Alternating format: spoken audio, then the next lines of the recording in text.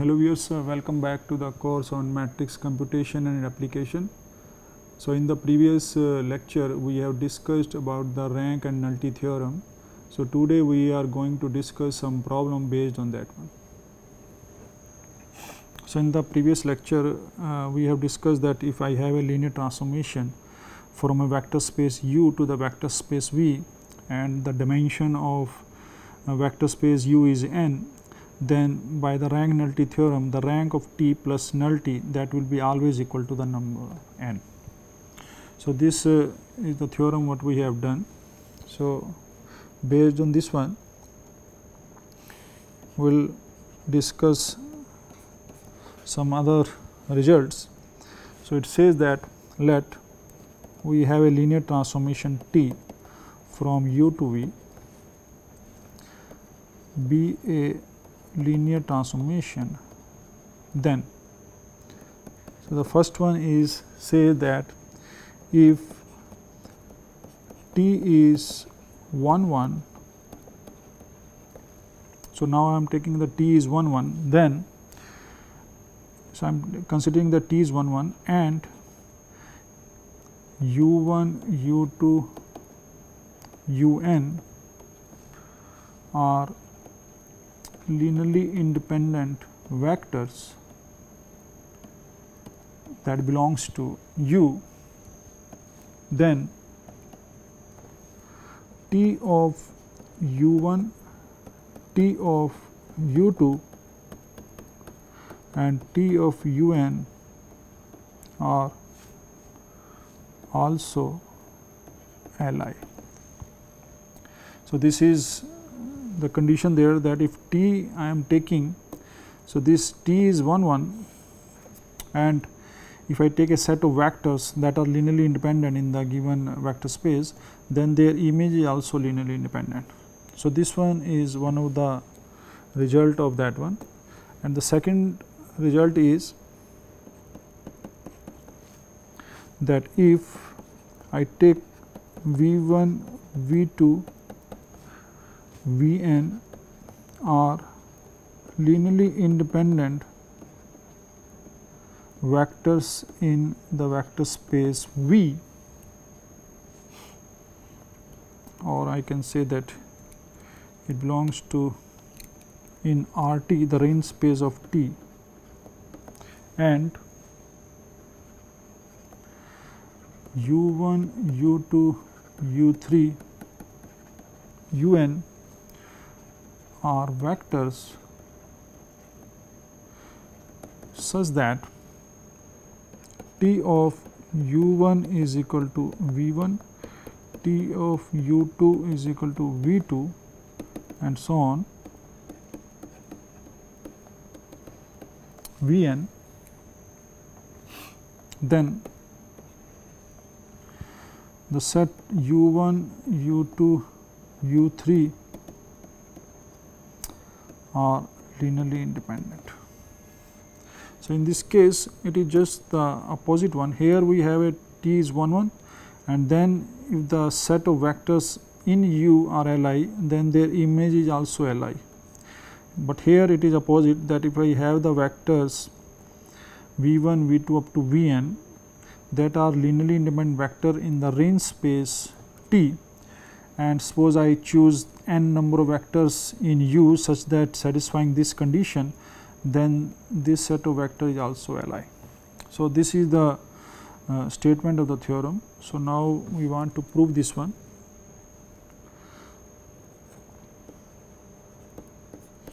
So, let us prove the first part. Now, given that T is 1 and U1, U2, UN are linearly independent.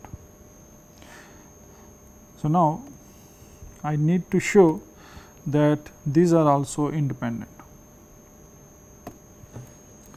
Now, we need to show that the set of vectors T u1 T u2 T un, so is Li. So, for this one I will take the linear combination. So, let I take some linear combination alpha 1 T of u1 plus alpha T of u2 plus alpha n T of un, that is equal to 0. So, this linear combination I have taken, where my alpha i's are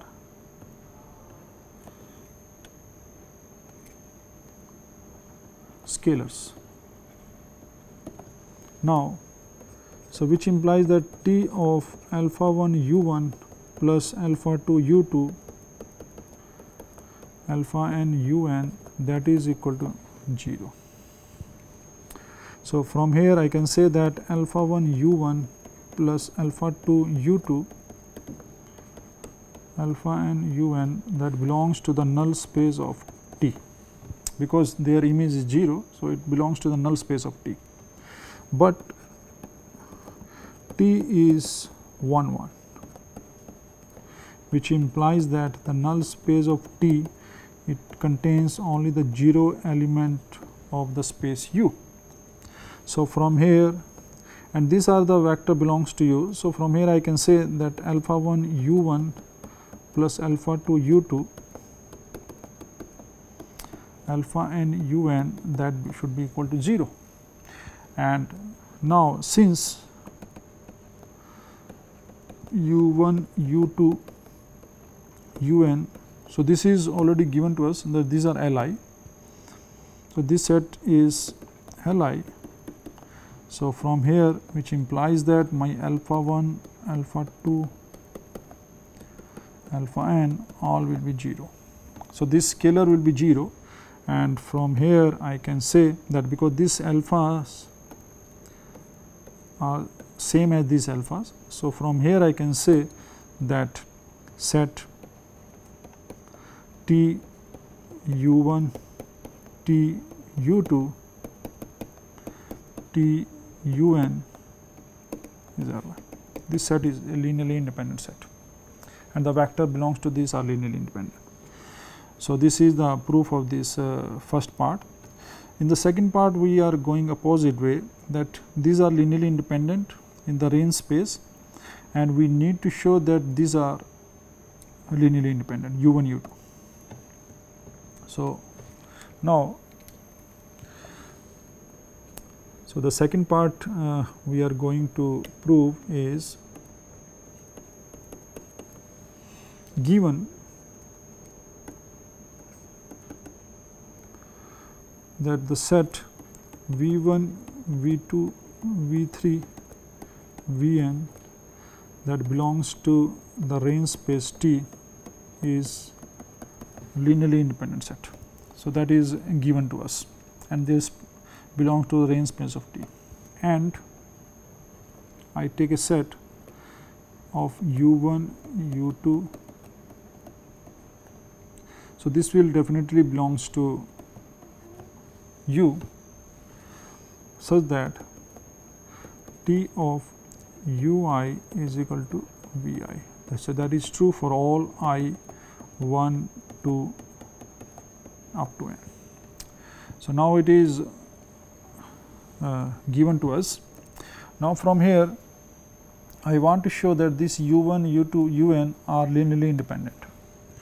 So, for that one we need to show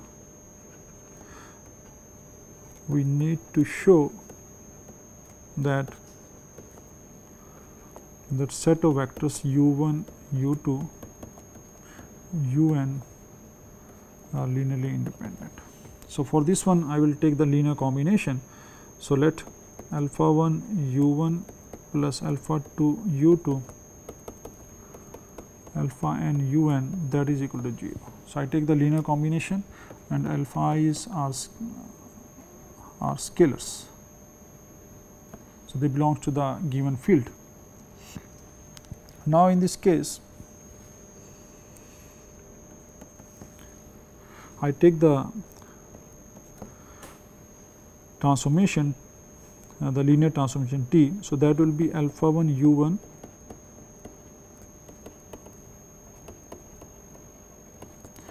and that is T of 0 and that is will be 0, that we already know that 0 element maps to the 0 element, and from here I can write as T 1 alpha 1 T u 1 plus alpha 2 T u 2 plus alpha n T u n, that is should be equal to 0. Now, given that T of u I is equal to V I, so that is given for all i's. So, from here I can say that this will be equal to alpha 1 V 1 plus alpha 2 V 2 alpha n V n, that should be equal to 0. And since this set V 1 V 2 V n is a linearly independent set, which implies that alpha 1 alpha 2 alpha n all are 0, and from there if I alpha are 0, then it implies, so which implies that the set u 1 u 2 u n is Li, because if I all the scalars are coming 0, then from this linear combination I am able to find that this u 1 u 2 u n is a linearly independent set, and this is what we wanted to show, that this set is also linearly independent.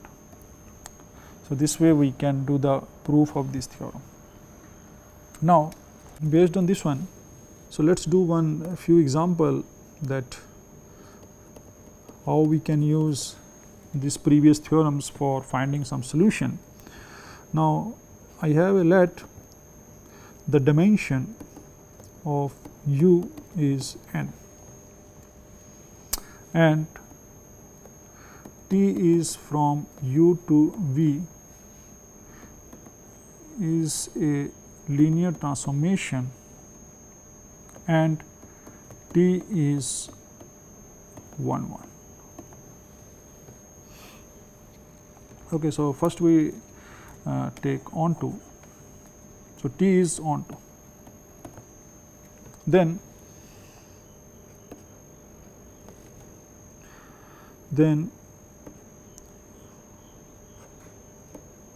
prove that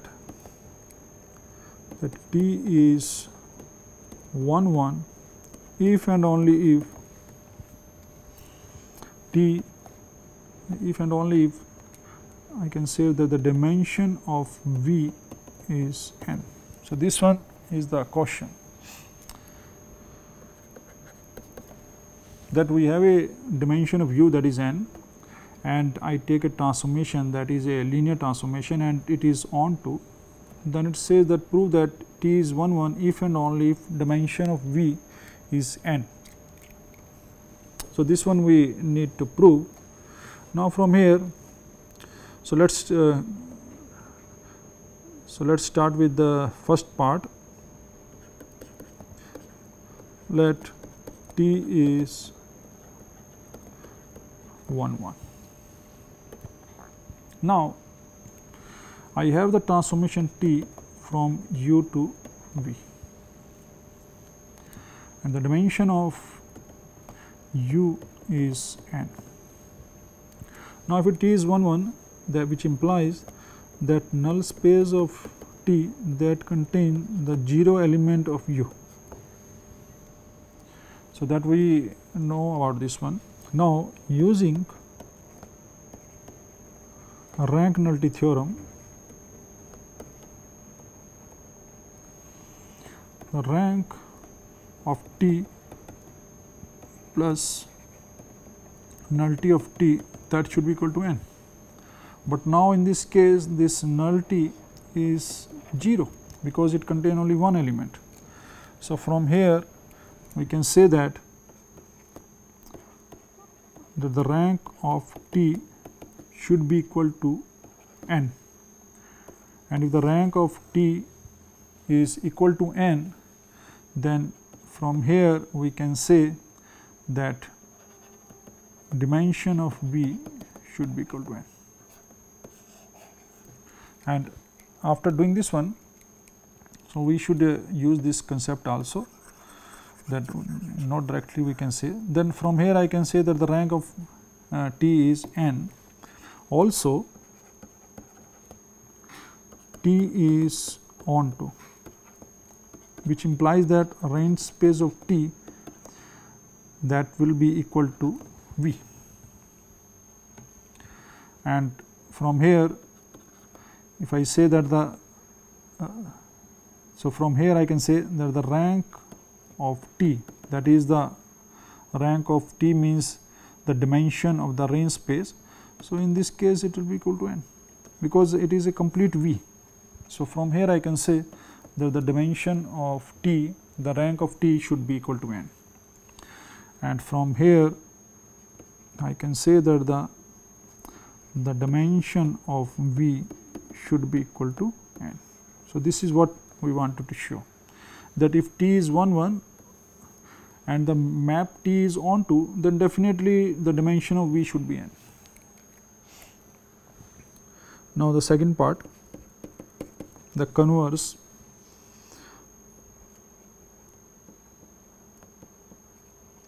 Conversely, let dimension of V is n. Now we also have a dimension of U that is also n. So it is given to me the dimension of V is n, dimension of U is n, then and T is onto. So that is given to me.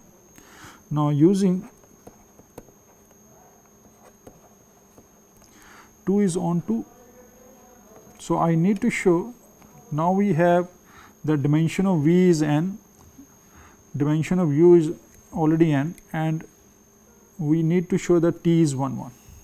Now using rank nullity theorem,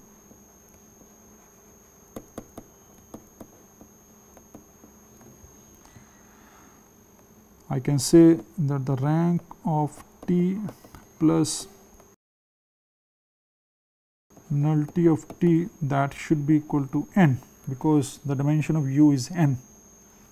And from here I can say that nullity of T will be 0, and if the nullity of T is 0, so which implies that null space of T that contains only 0 element of U, and which says that T is 1 1. That we have already seen, that in that case my T is 1 1. So this way we are able to show that T will be 1 1, or maybe not directly we can write from here, then maybe I can extend this condition. Now we know that to check the condition T is 1 1, we can do like this one, that let T of U1 is equal to T of U2, which implies that T of U1 minus T of U2 is equal to 0, and this is 0 in V. And from here I can write that, because T is a linear transformation, so I can write this as is equal to, which implies that U1 minus U2 that belongs to the null space of T, but the null space of T contains only the 0 element. So from here I can say that U1 minus U2 will be 0, and from here I can say U1 is equal to U2. So this is the usual way to show that T is 1 1. So which implies that T is 1 1. So we are able to show this result. So in fact from here we can see that it says that if I take the transformation T from U to V and dimension of U is equal to dimension of V, then from here we can say that if T is 1 1, then it implies T is onto, or if T is onto, that will imply that T is 1 1.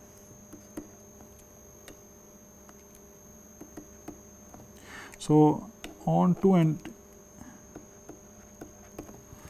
1 1, this way we can define. So, only condition is that it should be from the same dimension of vector space U to the same vector space V of the same dimension, then these things are true. Now, from here I can say that, let us take another example, or maybe one more result I want to show, that if I have a transformation T from U to V be a linear transformation, then dimension of range space of T will be always less than equal to minimum of dimension U dimension V. So, it will be the minimum of this one. So, that we already know that, because we have seen this condition in the case of a matrix of order m cross n, and in that case we have seen that the rank of this matrix A is always less than equal to minimum of Mn. So, the same thing we are writing here.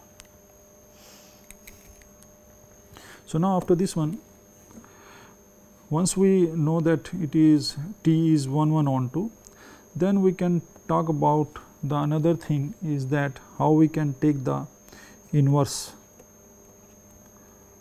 of a linear transformation.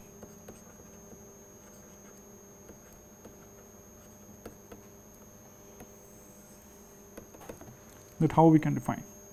So, before that one we will define a definition that a linear map T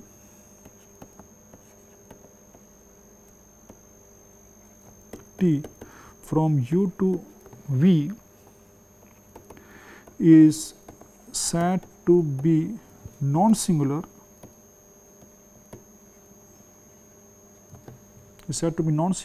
if it is 1 1 and onto. So, if it is 1 1 and onto, then we say that this linear map from U to V is non-singular, and here we are talking about that finite dimensional. So, U and V are of finite dimension. And now, if I have this one, such maps are called isomorphism. So, this is called the isomorphism. Isomorphism, that they look like the same. Now, so after doing this one, we will define that how we can take the inverse of this one. So, from here I can write definition that a linear transformation LT is non-singular if and only if it has its inverse. So, that way we can define the inverse of the linear transformation. If it is non-singular, like we have a matrix A and we know that we can find the inverse of this matrix, only thing is that I should talk about that it is of the same dimension, and then we can discuss that how we can define the inverse of this one. So, for finding the inverse, now we will defining that u and v are finite dimensional and their dimension is same. So, that we can use. So, here because whenever we define the inverse of a given matrix, we find that it should be non-singular, and the other thing is that it should be of same dimension, or it should be a square matrix. So, in this case also we are saying that the linear transformation T is from u to v and dimension of u is same as dimension of v. So, that should be there. So, let us take one example that how we can find the inverse, because they know specific formula to find the inverse, it is depending upon the problem. So, let us we take the linear transformation. So, suppose, so let we have a transformation T from P3 to V3. So, P2 to V3, V3. So, let this be a linear transformation such that, so this transformation is given to me. So, where P2 is a set of all the polynomials, so that we already know that my P2 is set of all polynomials of degree less than equal to 2. So, this is a set of polynomials. So, now we define the T. So, T is given to me in this form. So, polynomial I know it is written, can be written as a plus bx plus cx square. So, I am taking this transformation as a b c. So, this way I am defining this linear transformation. This is my linear transformation 1. So, here I am taking the polynomial, second order polynomial. So, and the coefficient of this going to the in the vector space V3. So, now I want to check that whether the inverse exists or not. Now, so first I need to check that this linear transformation is 1 1 onto or not. One thing is true here, that the dimension of P2 is 3 and V3 is also 3 dimensions. Now, we need to check or need to show that T is 1 1 onto. So, this one we need to check. The first one is that it is well defined, because from any polynomial I can have my coefficient a, b, c. So, from here I can say that T is 1 1. T is 1 1 because if I, how I can check that? So, let T of P1x polynomial is equal to T of P2x, which implies that, so I am taking the polynomial here.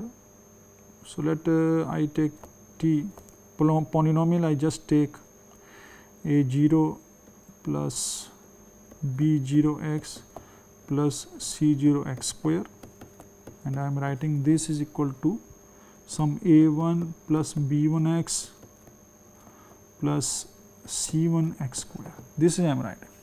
And now from here, now the image of T of this one will be the coefficient.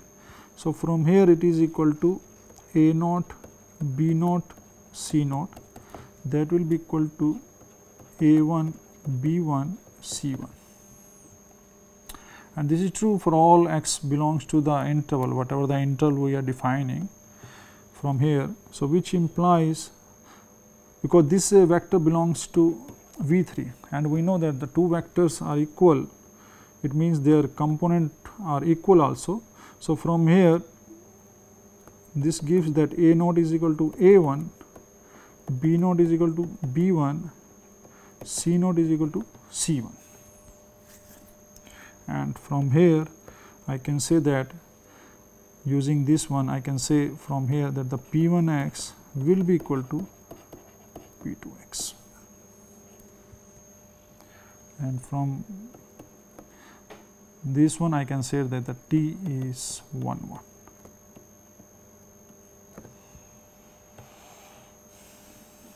Now, I also claim that T is onto. So, it is true that for any u, suppose I take some any u, maybe I will take as A, B, C belongs to V3, we can find there exists a polynomial belongs to P2 such that for this one I can find always can find a polynomial that will be look like so that the T of A plus Bx plus Cx square will be equal to A B C. So, this is true for all elements from the V3, then from here I can say that the transformation T is onto. Now, you can see from here that it is moving from P2 to V3, both have the same dimension 3 and this is 1 1 and onto also. So, now from here I can say that T is non-singular, implies that T inverse exists. T inverse means inverse exists, and the T inverse will be A B C equal to A plus Bx plus Cx square, and this T inverse will be from V3 to P2. So, after doing this one we can say that this T inverse will exist because it is 1 1 onto, and T inverse is the transformation we have defined like this one, and from here also T is isomorphic, means when T is 1 1 onto and moving from one vector space to another vector space of the same dimension, then we can say that the T is isomorphic, and from here I can say that P2 is isomorphic to V3. This is the sign that we can define for isomorphism. So, this is a tilde and then straight line. So, this will become the isomorphism.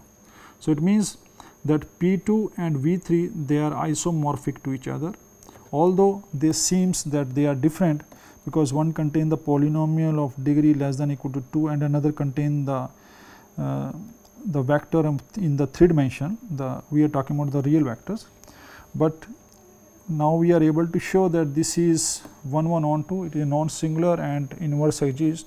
So, from here we can say that this is isomorphic to each other.